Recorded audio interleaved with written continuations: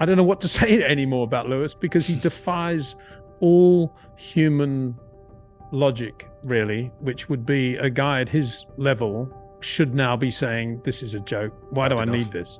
But he's not. And I suppose it all comes down to Rye House and karting, and he just loves driving race cars, doesn't he? Isn't it that?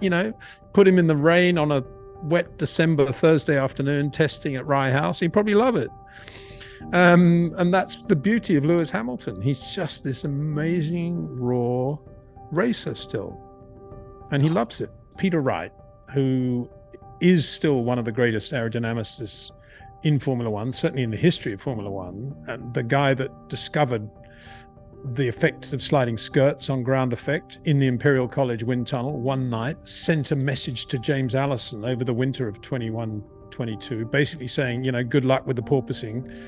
And, I guess not much heed was taken of that, because they'd had the structure they had seen them through all these other times. The reason really they won in Brazil was not because they'd cracked it, but because Red Bull completely blew it that weekend to a level that none of us realized at the time, I don't think, except the Red Bull guys. And that was purely because they were way out on correlation on ride heights and were unable to do anything about that because it was a sprint weekend and they were just locked into Parc Ferme ride height settings. And so they could do nothing. The car was terrible. They couldn't get tire temperatures. They couldn't do anything. Max looked like he was on a slow lap almost when he got his pole. But everything was seamless and together and it was flowing. And that's the trick of the eye. When everything is flowing, one thing is leading to another. And what you saw a third of the way down the back straight behind the pits was as a result of the way he went into turn 9, let alone turn 10. That's what Max Verstappen's all about. What he's doing is benefiting him 3 corners down the road. Mr. Windsor, back on the F1 hour. Grateful ad infinitum am I. How are we doing, sir? Doing very well, thank you. Extremely well. And enjoyed the first race in Bahrain. Looking forward to Saudi Arabia. I'm going up to Madrid tomorrow to have a last look at the exhibition before we go live the end of this month on the 23rd. So really looking forward to that. It's the Formula One exhibition, which has taken basically the last 2 years of my life. So there's a lot of PW in that exhibition, for better or worse. Let's go. And that is going to be a brilliant exhibition. Peter, where and when can people catch it if they're keen to get tickets? Well, the opening rendition is Madrid. It's 3 months in each city, Madrid and then Milan. I don't want to talk about any more dates than that because there's quite a lot we're holding back, which is all pretty interesting, I think. Very interesting. Exciting, perhaps is the right word. But starting in Madrid, beautiful facility in Madrid. And I think it's a great time, isn't it? Imagine the Spanish crowd right now. They're just completely F1 crazy. And for those that don't have tickets to get to the Spanish Grand Prix, they'll be coming to the show in Madrid. So it's going to be amazing, I think. Great atmosphere. And the interesting thing about the exhibition is that it's the broad breadth of Formula One, let's call it Formula One, even before it became Formula One, going back to the turn of the 20th century, let alone the 21st century. So it's not just 1950, it's pre-1950 as well. And so there's a lot of stuff there that I think is untapped and is very, very much new to so many Formula One fans. And we've had full access to all the Formula One footage in their archive library.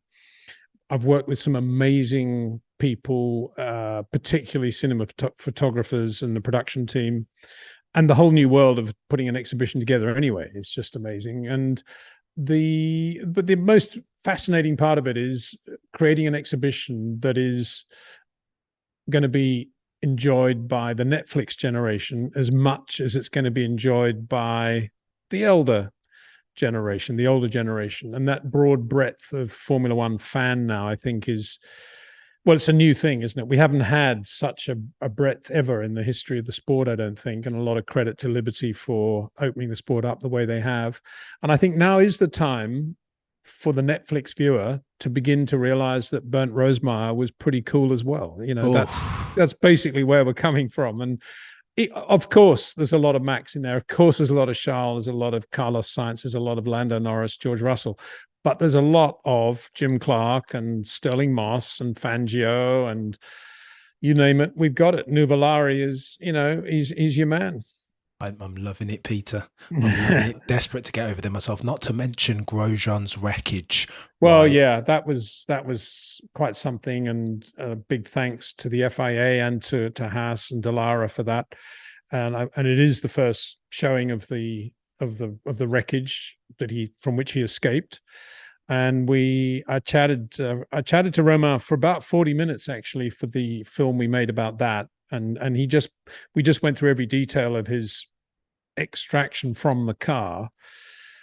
And obviously, yeah, incredibly lucky, but equally it's hammered home the job that everybody at the FIA and the teams and those going back into the history of the sport have done to improve safety to the level in which we are now lucky enough to find ourselves. Absolutely. I'm not saying any more than anybody else is that motor racing is bulletproof, but at the same time, basically Ayrton Senna didn't get out of his car and Romain Grosjean did. And that's because of the work that's been done certainly since Imola 94, that's for sure.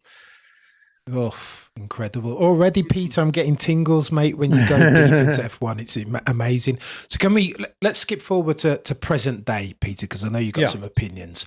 Mercedes is the hot topic. Everybody's talking about it.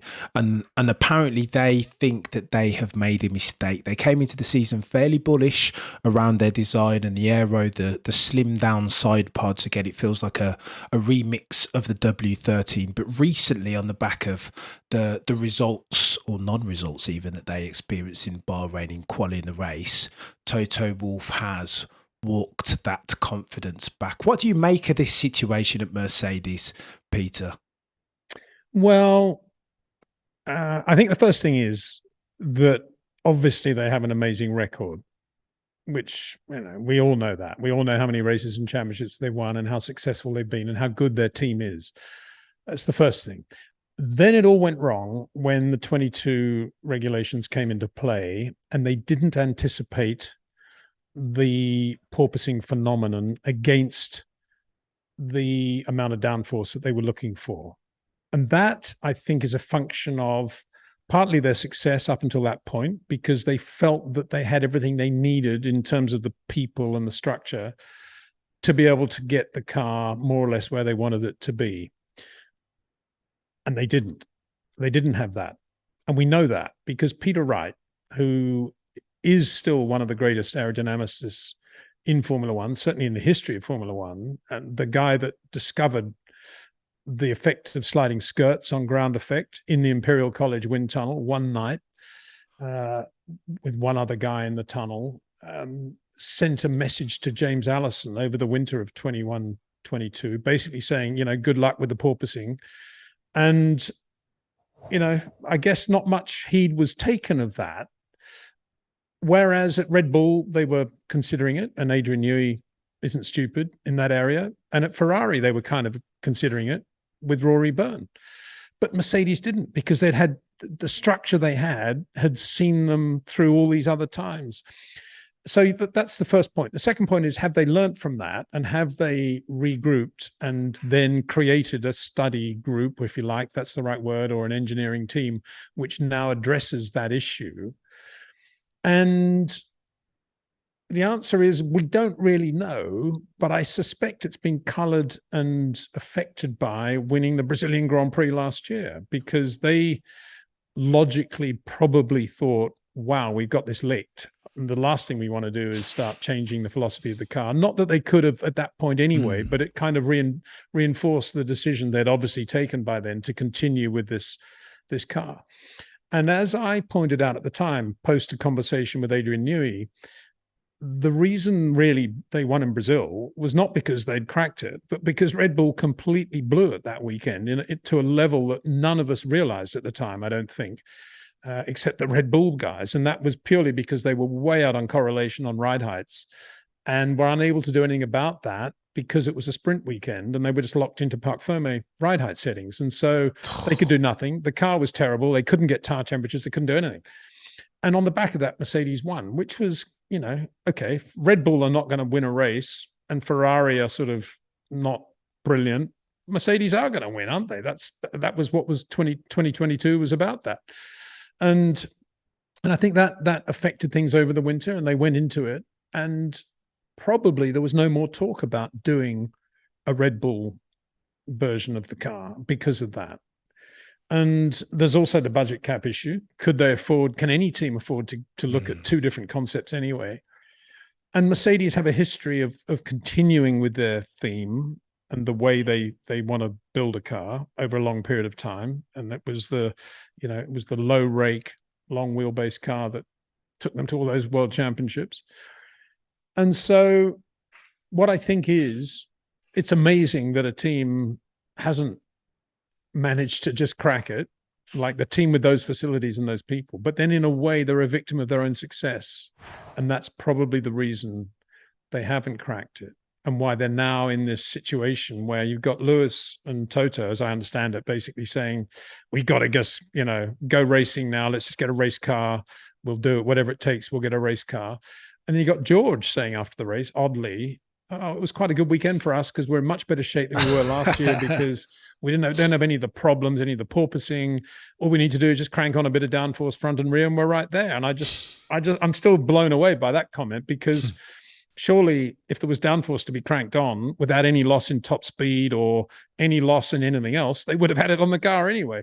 So everything, nothing is free, and everything is a compromise. So I don't understand that comment. Maybe he's right, but I mean, they ran the bigger rear wing in testing and they took it off for the race weekend and they picked up a bit of top speed. So there is a compromise there. We know that. And so, if this was not a budget cap era, this is the situation where a team would look at doing two cars, probably, Mercedes, and say, right, by the time we get to Barcelona, we want to have a Red Bull and we want to have the continued ongoing development of this car. Yeah. And they're probably thinking now, Toto particularly, why did we sign and agree to all that budget cap stuff? Because this is going to kill us now. Because they can't, they've really got to be really careful now about how they proceed.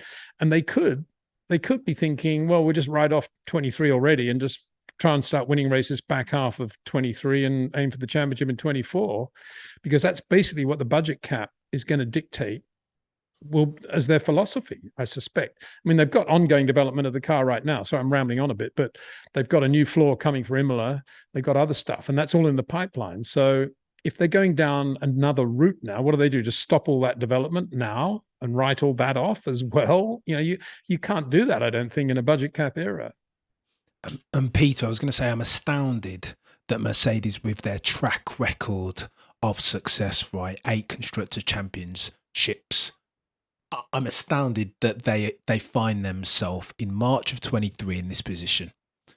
I was anticipating them to do a revolution of a design concept for the W14, and as soon as I saw, and many people have said that the side pods don't make no difference, that they are. That the side pods are a bit of misdirection. When I saw the reveal, Peter, my heart sank.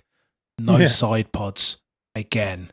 In an era, rules and regs, there are no barge boards, and we know that managing the wake outboard off the back of those front tyres is mission critical in 23, particularly as the floor has been raised in 23. Is that your understanding as well through your conversations with the likes of Scarbs, that the side pods are fundamental, or maybe not so much?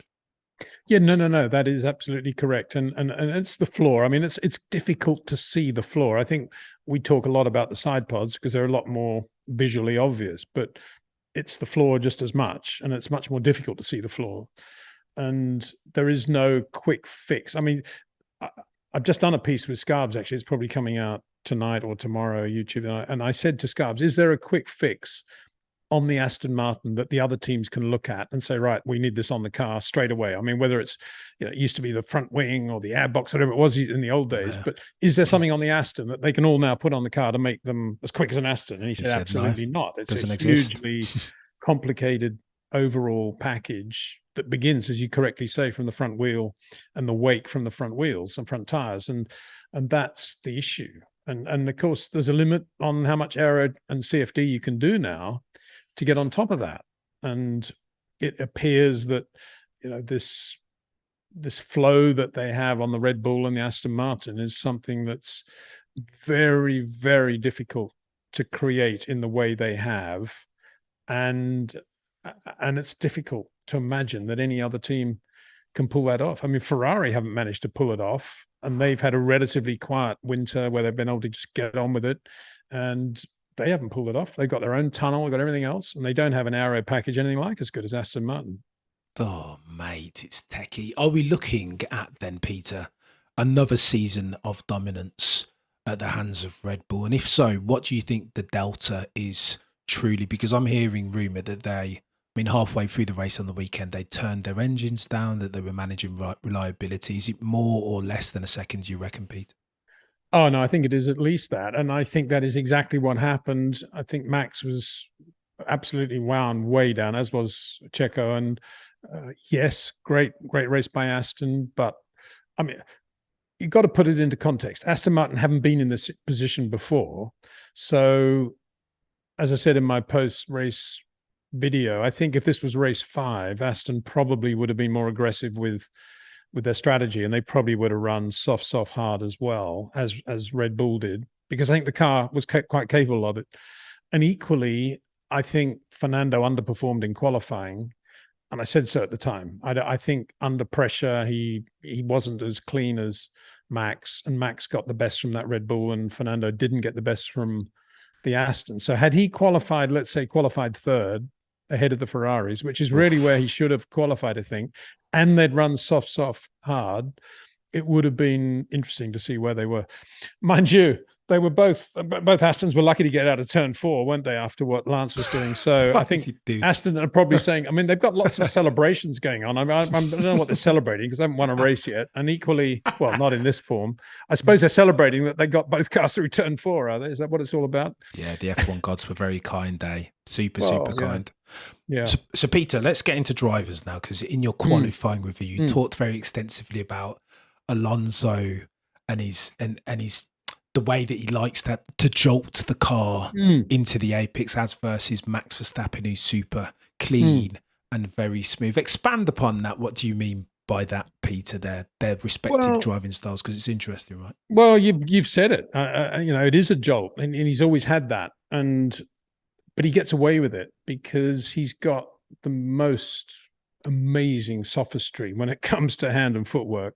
The millisecond he's got the car loaded, he's just balancing the car beautifully with hand and footwork. And that's always been Fernando's thing. And that's why he's so good driving cars with half a rear wing on them, or no front wing, or, half the side pod missing, because he loves to just set the car up in a position where it's kind of unbalanced, and then he just settles it all down. He loves that. That is what makes him. I mean, some drivers, you say, what is it?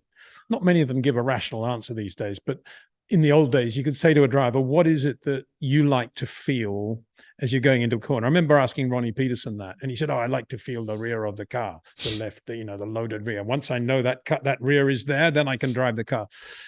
I suspect Jochen Rindt would have said the same thing, but I wasn't around. I was too young to talk to Jochen. Equally, you talk to somebody like Jackie Stewart, and it would always be he'd want to feel the loaded front, not the rear, and that would be the difference.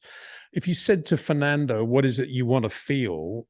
And his answer, I'm sure, if he really thought about it, would be, well, it's always chaos, and I just like to balance the chaos. That's what it would be, and that's what he is. I mean, if he's got a car that's really, really grippy, talk about the Renault with which he won 2 world championships on Michelin's.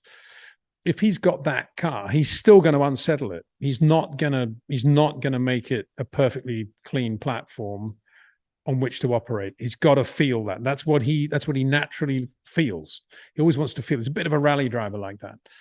But then he's got this sublime ability to get the car absolutely square and linear and smooth and get it right. And as I say, that works really well in race conditions because the variables are always changing. And that's why he's so good in racing.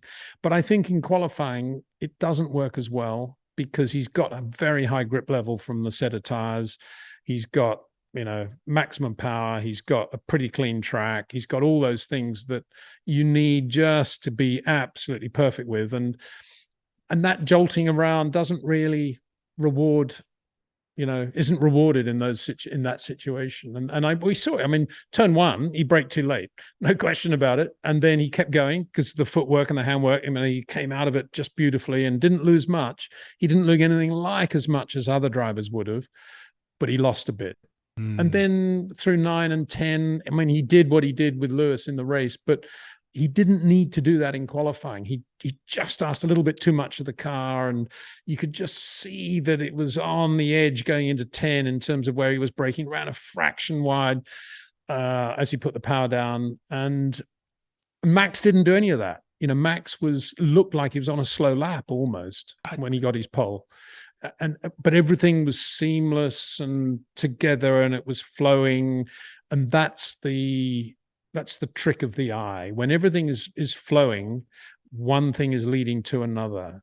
And what you saw a third of the way down the back straight behind the pits was as a result of the way he went into turn 9, let alone turn 10.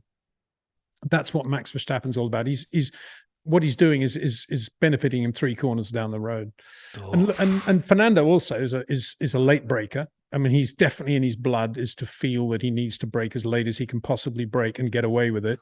Whereas Max is not interested in braking late. He's interested in having the car absolutely perfectly placed in terms of its platform and what he needs to be able to do with the front and the rear. That's what Max is all about. As is Charles, as is Lewis, in my view. And that's why he's so good when all the variables change, because he's got this massively broad area on which he operates, platform, zone, whatever you want to call it. Whereas Fernando's got quite a narrow platform. He had a very high grip level in the race, better grip than anyone he raced with at any stage of the weekend. It's such a shame we never saw him alongside the Red Bulls. That's the point I'm trying to make, because then it would have been really interesting to have seen Max against Fernando. But we will. I'm sure we will. Why won't we? Let's go, and I'm here for it, Peter. It's very interesting that you say that. On the back of your video, your qualifying review vid, I did go back and watch the onboards of both of them. And it was interesting, even at turn 1, Alonso is nowhere near the apex. And I suppose because the track is wide enough post apex of turn 1, you almost don't need to. But that Verstappen looks like he's driving a Rolls Royce. Isn't lost on me. Everything just looks very easy and he's properly threading the needle, right? Yeah, and you're right about the width of the track. But there's also another issue, and that is the length of the corner and how Max is able to shorten the corner, the entry to the corner, because of the platform he's creating and because he's not so preoccupied with late braking. He more than makes up for that by going into the corner probably half a meter earlier than Alonso. And Alonso's not Alonso's corners are not long, but Max's are shorter than Alonso's. And Lewis's are shorter than Alonso's. And we saw that from in 07 at McLaren, let alone, and it's still the same today. And Lewis is even better now than he was then. Whereas I don't think Fernando is any different now to the Fernando we saw in 07 or probably 05, and even before that. I think he's basically the same driver, and all credit to him that he is still the same driver, because he's getting on a bit, but he's incredibly good still. But he has got those limitations, in my view, and it showed up in qualifying. And for him to be on a pole or to beat Leclerc on a new set of tires, all things being equal, if Leclerc's got a reasonably good run, Fernando's going to have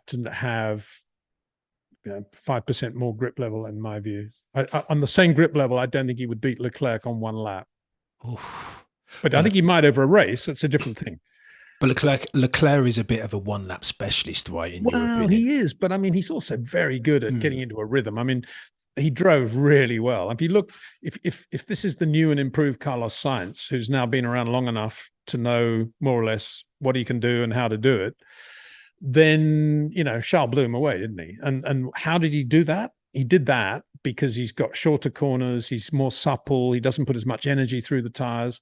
I mean, it's no surprise, no magic that Charles gets his tires to work better than Carlos Sainz generally in the race, and that's all about the way he drives, now how good he is. So I think Charles, yeah, he's had these moments obviously, but I think in Bahrain we saw him drive really consistently, really well, and really Fernando should have been in front of Leclerc. I think he had a better car than Leclerc in my view. Don't hate that, Peter. You touched on Lewis being better than he was in 07 now. Last time we spoke, Peter, you mentioned, predicted almost, Nostradamus, Mr. Windsor, predicted that at some point last season, on the back of Abu Dhabi and the traumatic experience that was, that Lewis was going to survey his surroundings at the age of 38 and be like, what's this all for? In a car that, in Toto Wolff's words, is an SH1T box. We heard the soundbite, Lewis's interview on BBC, saying that I told them that this was basically the wrong philosophy, that what we needed to pursue was a car that had balance and less of a peaky performance curve. What do you think of Lewis's state of mind? What would he be thinking at this stage, Peter? And how would you manage him as a team manager? Again, a world championship winning team manager, by the way.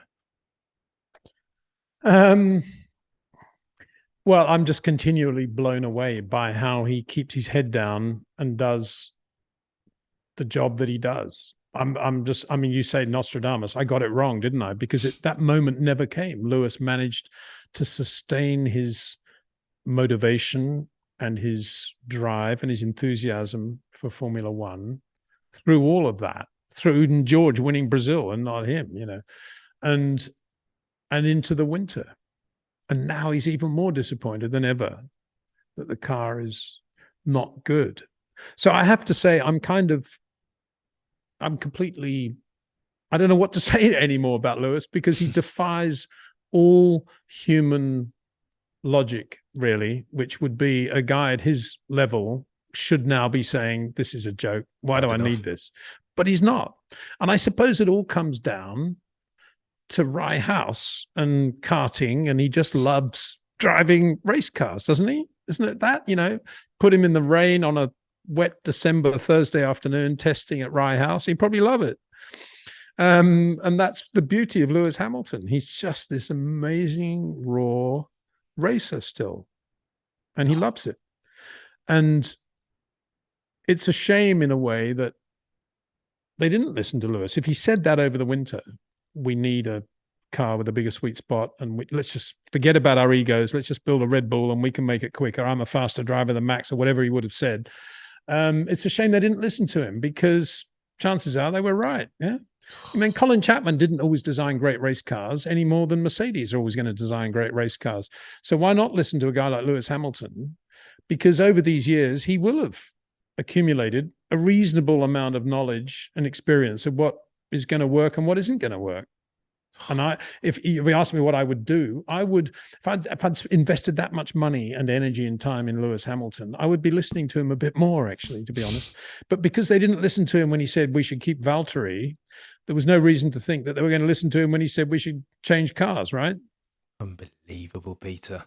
What are they doing? Technical arrogance, exactly what Dan Fallows says that Adrian Newey lacks. That he's open to all options as far as the solution. Of course he is. Well, Adrian's just a logical thinker. He's a racer, and he's not in any way coloured by politics or ego at all. Not at all. He's just, Adrian is, if Lewis is about Rye House in the rain, then Adrian's about building a Tamiya Lotus 49 in, plastic kit. That's what Adrian's all about. And that's the beauty of those two races.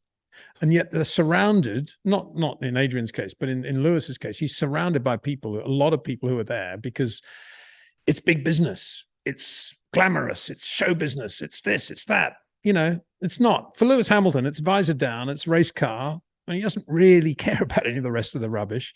And nor does Adrian in his world. And the beauty of Christian Horner is that he allows Adrian to live in that world and to do the job that he does.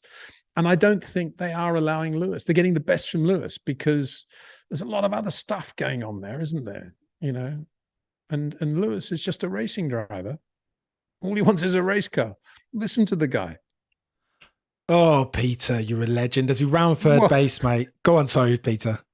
Well, you know, but I want to, my counterpoint to all of that is that I still take my hat off to Toto Wolff, because I don't think I could have certainly gone in front of the Mercedes board for the last decade and persuaded them to spend the sort of money they've spent on Formula One and Formula E and all the other stuff he's done. I would have collapsed at the first hurdle probably. So, you know, you got to say the bottom line is he's the guy that's got the money out of Mercedes. So all credit to him for that. I mean, if we add up, how much money do you think Toto's actually got out of Mercedes in the last decade? My goodness. Serious amount of money, wouldn't it? Upwards of $1 billion. Yeah. Upwards of $1 billion. Has to be. You've got to be respectful of that. But at the same time, you know, Lewis Hamilton is Lewis Hamilton. And I'd love to see Lewis. It's the first time I've ever really been aware of Lewis actually giving an opinion about a car and where they should go with a design, but it's kind of nice to see, isn't it? I enjoyed it and appreciated it, Peter. And it's a break from the usual patron saint Hamilton that he normally is just straight down the line and very cliche. I think Lewis is brilliant.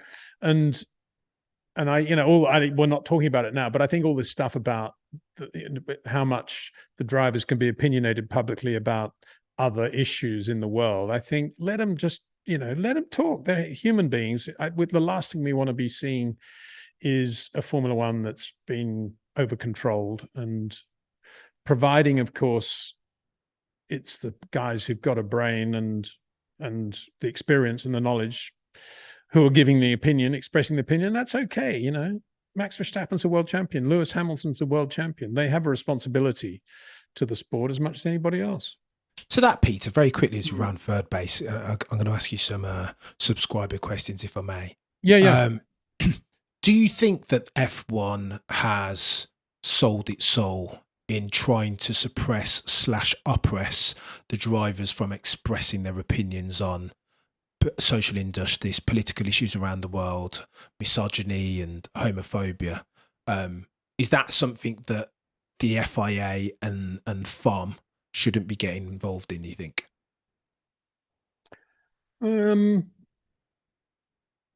I think it's more the FIA than F1, isn't it? I think that's fairly clear. And I don't know. It's a difficult one, because on my YouTube channel and when I do a live stream, I don't like people swearing or being abusive.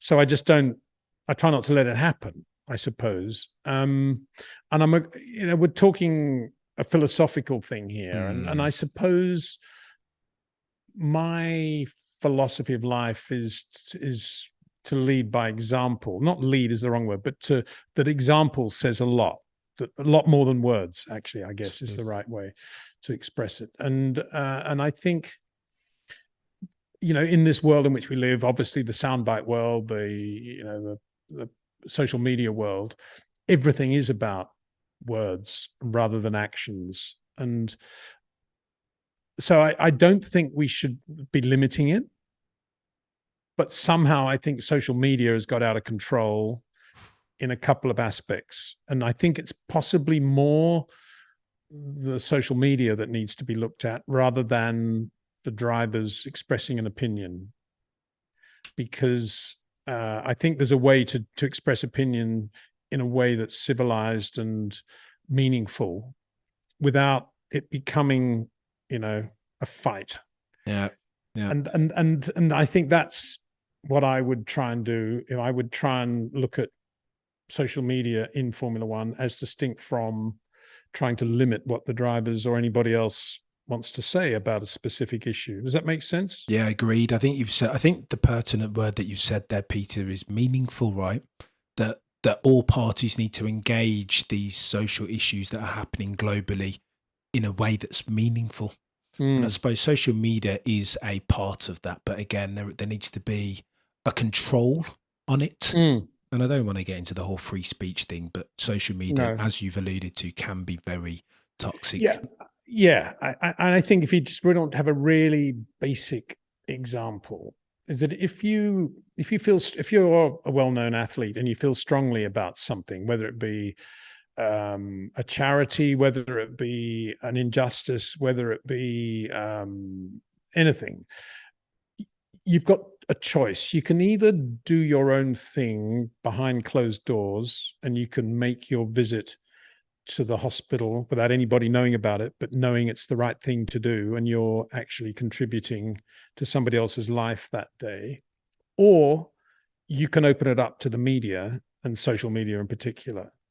And it's an interesting argument, isn't it? Discussion point as to which is the better policy. Because you could say, well, he's a famous person, and if millions of people see him doing this, they're all going to be influenced. But then equally, you could say, he's doing it because it's the right thing to do, and he doesn't need other people to know about it.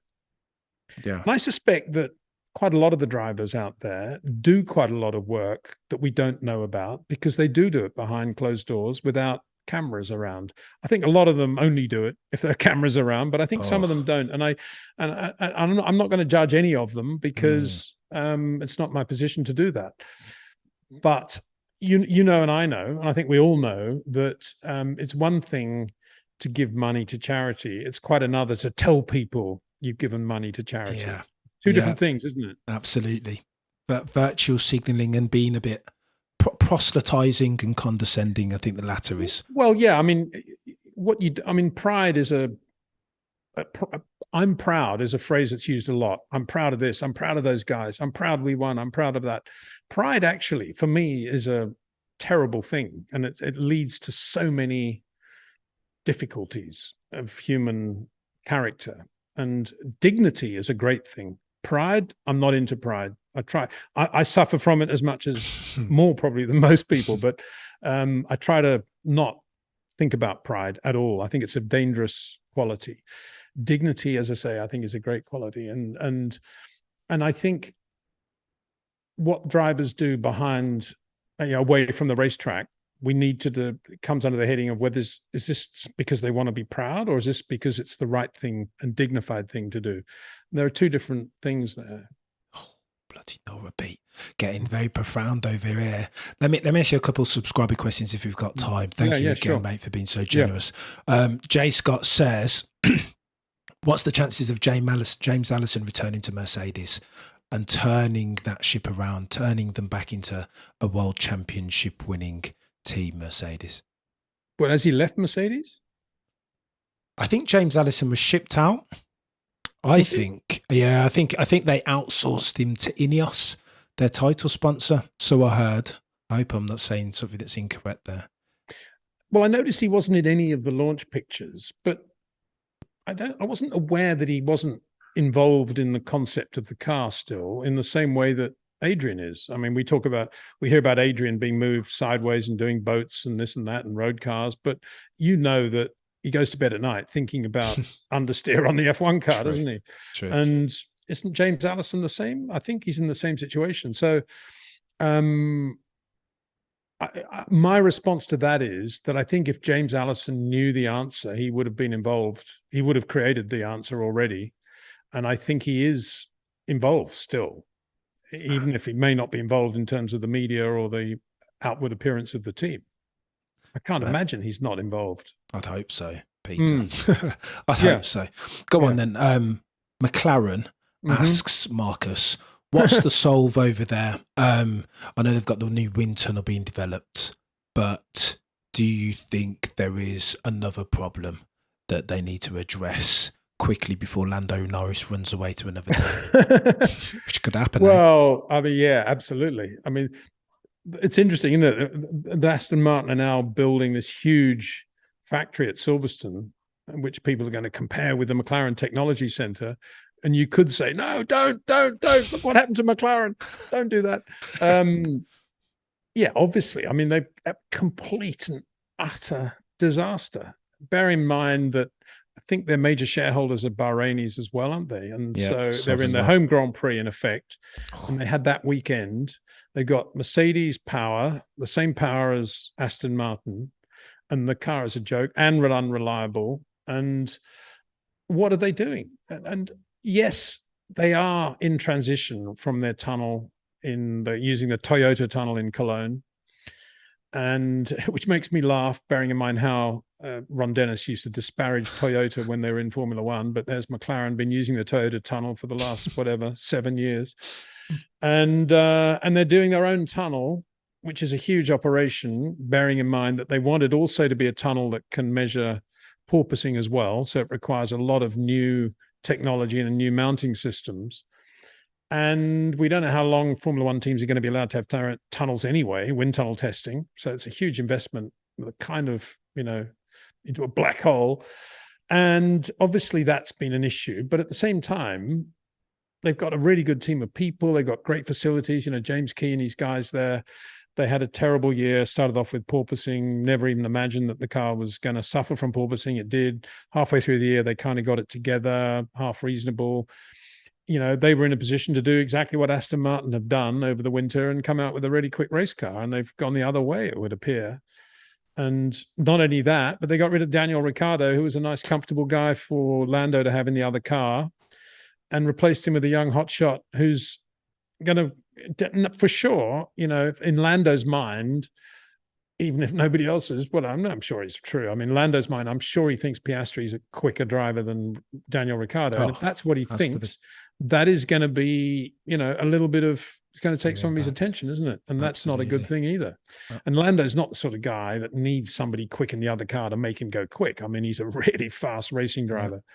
And it's a great shame to see him in that situation right now. And just as Mercedes are at the crossroad, you have to wonder where, unless McLaren perhaps have a more workable baseline from which to develop a sort of Red Bull, Aston Martin type car, but difficult to see it at this stage.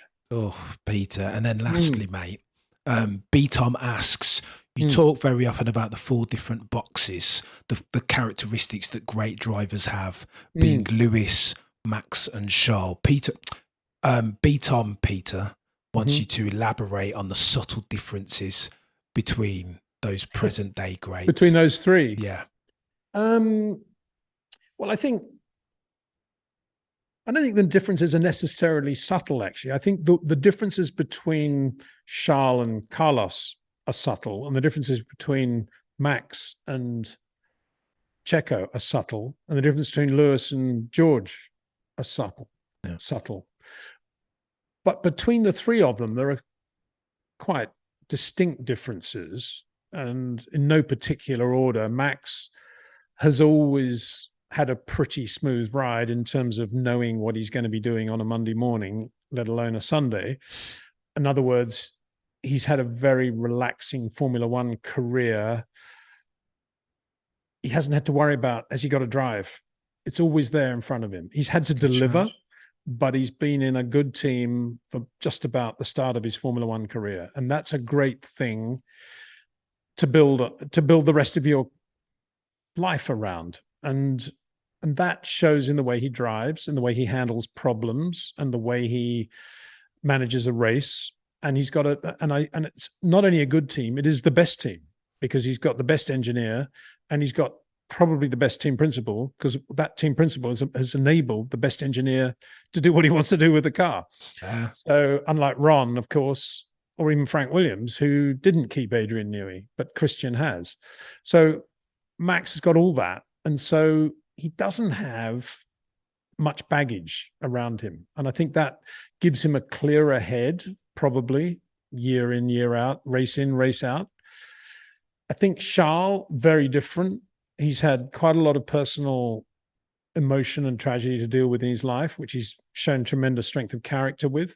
He's had to deal with Ferrari politics almost from day one. Even when he was at Prema, it was kind of Ferrari led, and it was very Italian, fiery, political, undercurrenty type stuff, where you have to switch off to the stuff you don't want to hear, and you have to try to focus on the stuff you do, and everything's a bit of a mental challenge every day, whether he's in Maranello or whether he's in his Monaco apartment, where he's under a lot of pressure to deliver anyway, because it's Formula One's little village. everything is different for Charles. And so therefore he has a lot of other stuff that he needs to sort of scrape out of the way before he can just be Charles Leclerc. And I think he does a pretty good job of that, I've got to say. And that's one of the things that really impresses me about him, that he has been able to do that. But it doesn't surprise me that he makes more mistakes than Max because of all this other clutter that he's got in his life inevitably around him.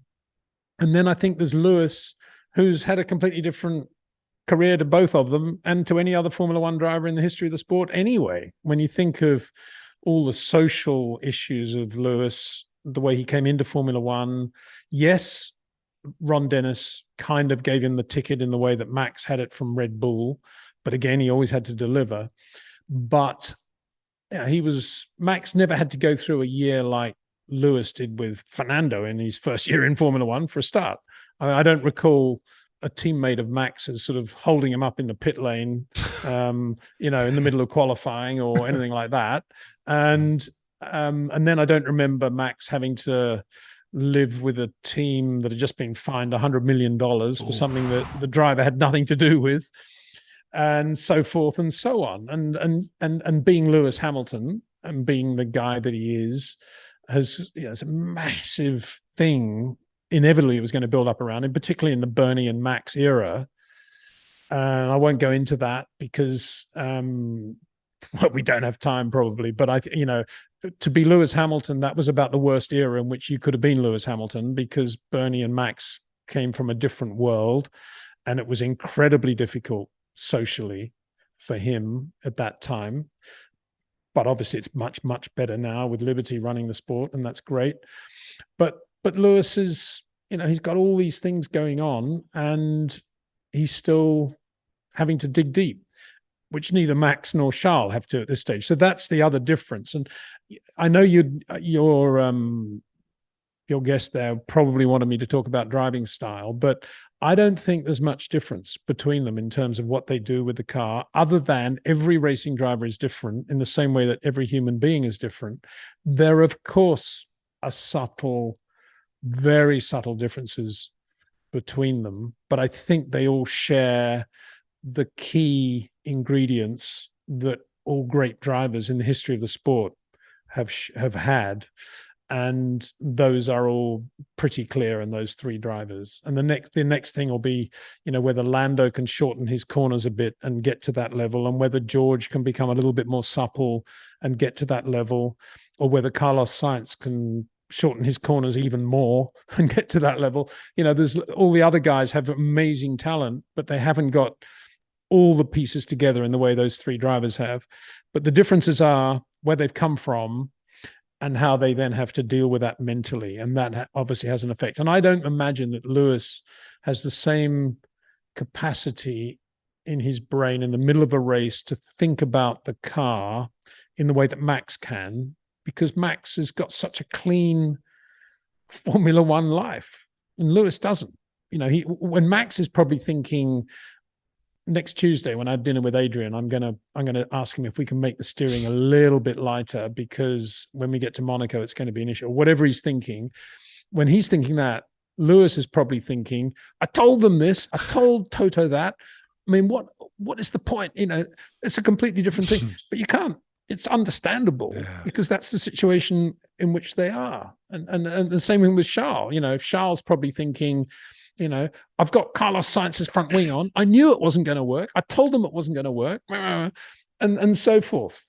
Whereas Max doesn't have any of that rubbish, does he? None of it. Oh, mate. Oh, Peter, it's so true, mate. You're a goat, an absolute goat, mate. Again, every time you get like this, I get tingles on the back of my neck. Subscribers, peddlers, do me a favor. If you are in Madrid from the 24th of March, get yourself over to f1exhibition.com.